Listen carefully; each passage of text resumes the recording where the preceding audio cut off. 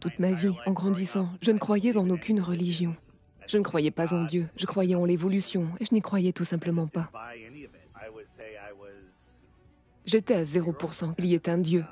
Puis, après avoir découvert que nous ne venons pas d'un Big Bang, que la Terre est intelligemment conçue, je n'ai pas d'autre choix que d'être à 100% pour un créateur.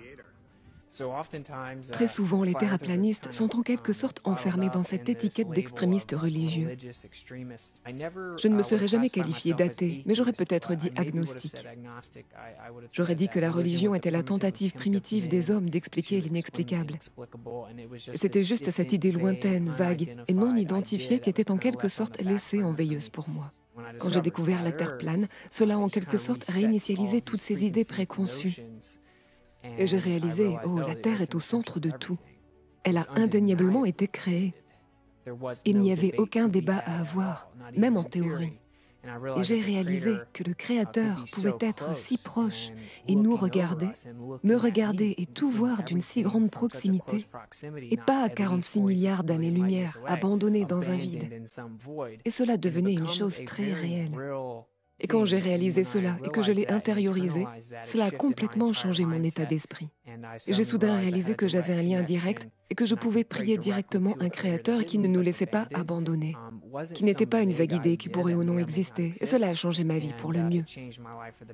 Lorsque j'ai examiné les mathématiques et la physique du modèle actuel du globe en tant qu'adulte, j'ai réalisé en moins de 20 minutes qu'il y avait une raison pour laquelle ils nous endoctrinent à un si jeune âge. Ils s'appuient sur des tours de magie, des mots ridicules et des chiffres ridicules pour essayer de nous convaincre de choses ridicules. Je ne crois pas que Dieu soit réel. Je sais que Dieu est réel. Notre monde a été conçu intelligemment. Nous avons été intelligemment conçus par le Créateur le plus brillant. Je voulais juste vous faire savoir que la cosmologie biblique, la Terre plane, stationnaire et centrée, m'a fait passer du statut de croyant à celui de connaisseur. Et je crois sincèrement que c'est la clé pour ouvrir la porte et guider les gens vers la vérité.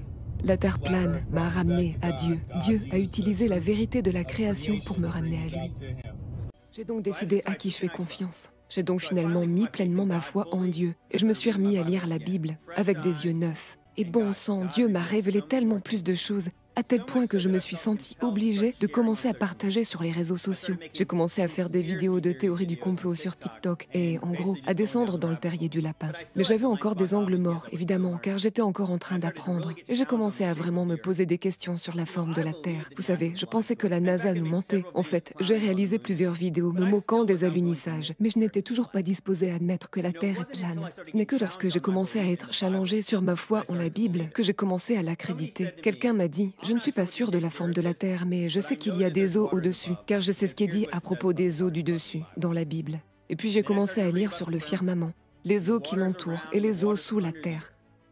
Et puis j'ai commencé à lire sur la stabilité de la Terre. Il y a 50 écritures qui disent que la Terre est stable. Et puis j'ai lu Josué qui disait que le Soleil et la Lune s'étaient arrêtés. Et si la Terre tournait, pourquoi a-t-il arrêté le Soleil et la Lune et pas la Terre ? Et si la Terre tourne autour du Soleil, pourquoi Dieu a-t-il attendu le 4e jour pour créer le Soleil? Que faisait la Terre avant cela? Et comment s'est passé 3 jours et 3 nuits avant même la création du Soleil? Cela m'a donc mise à l'épreuve. Tu dis que tu crois à la Bible, mais y crois-tu vraiment? Et puis j'ai commencé à me demander, pourquoi ai-je cru que la Terre était une boule de toute façon? Pourquoi ai-je cru qu'elle tournait autour du Soleil? Eh bien, parce qu'on a des photos de la boule. Mais ensuite j'ai appris, vous savez quoi? Il semblerait qu'ils aient pris cette photo de la boule Terre sur le chemin vers la Lune. C'était un problème pour moi, parce que je l'avais déjà dit ouvertement à plusieurs reprises, je ne pense pas qu'ils y soient allés. Et quand j'ai réalisé que la seule raison pour laquelle j'y croyais vraiment, c'était à cause des images, des vidéos et des choses que je connais que des gens m'avaient appris, alors j'ai réalisé que c'était facile. Je vais juste accréditer ce que Dieu dit et me laisser guider avec ça. Vous savez, la Bible dit que chaque parole de Dieu est vraie, comme si tout homme était menteur. J'ai finalement commencé à y croire et j'ai commencé à apprendre la vérité. La cosmologie biblique, la vraie Terre, m'a rapproché de Dieu. Je découvre que la Bible est encore plus littérale que je ne le pensais auparavant. Avec cette réalité, je n'ai plus besoin de croire au Big Bang et à l'évolution parce que c'est une façon pour la science moderne de dire que la Bible n'est pas vraie. Et ils essayent de vous vendre ces mensonges sous couvert d'intelligence et de connaissance. La vraie Terre m'a rapproché de Dieu, car maintenant je vois exactement où nous vivons. Il a établi ces signes pour les temps. Et nous vivons selon l'horloge cosmologique de Dieu, et cela fonctionne parfaitement. Cela m'a aidé à vivre davantage par l'esprit et non par la chair. Et plus on s'éloigne de ce monde, et plus il n'y a qu'une seule direction à prendre, et c'est celle qui se rapproche de Dieu. Une fois que j'ai réalisé que la terre était plane, cela m'a tellement rapproché de Dieu et m'a aidé à comprendre la Bible à un niveau beaucoup plus profond.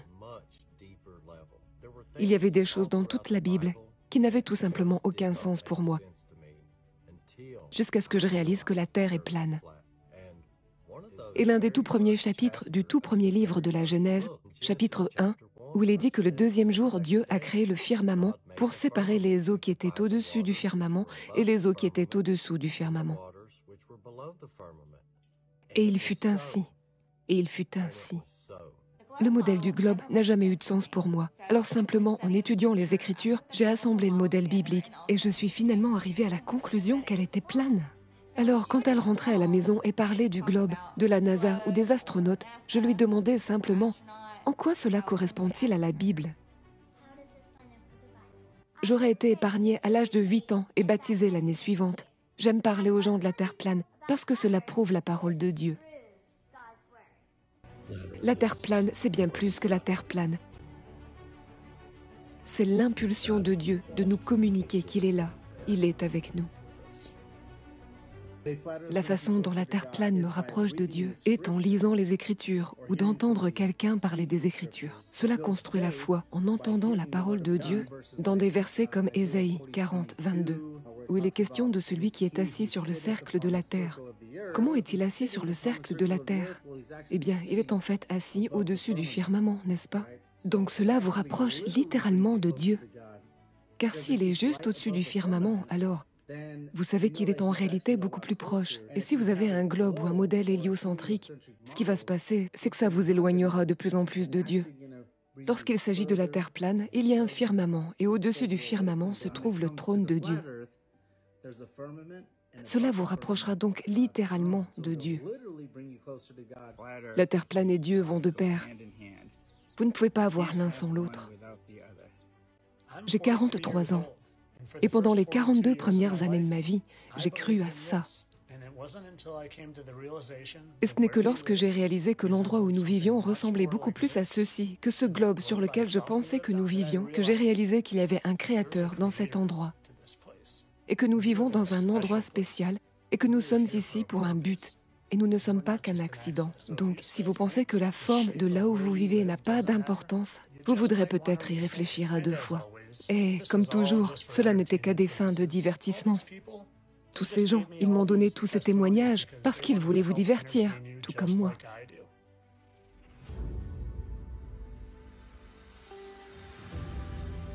Alors voilà, pour ceux qui ont envie de saisir cette opportunité, je donne 3 semaines jusqu'au 20 juin pour recueillir soit une vidéo, soit un enregistrement audio, selon votre choix, d'un maximum d'1 minute 30.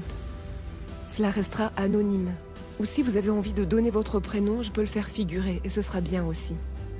Alors pour les quelques consignes, eh bien, restez simple, clair dans votre partage. Le son doit être de bonne qualité, avec pas ou peu de bruit de fond, et pas de musique de fond, bien sûr.